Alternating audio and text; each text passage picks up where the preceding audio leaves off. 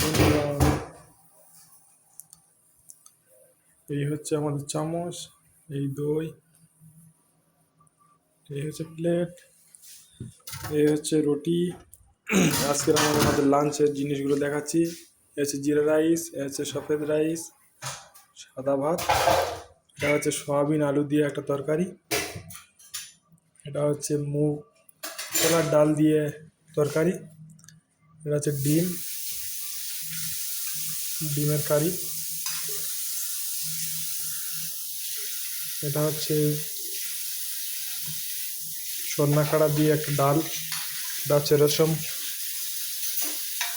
এটা হচ্ছে সালাদ, ভুট্টা সিদ্ধ, কড়াই সিদ্ধ আর পেঁয়াজ টমেটো দিয়ে, এটা হচ্ছে পাঁপড়।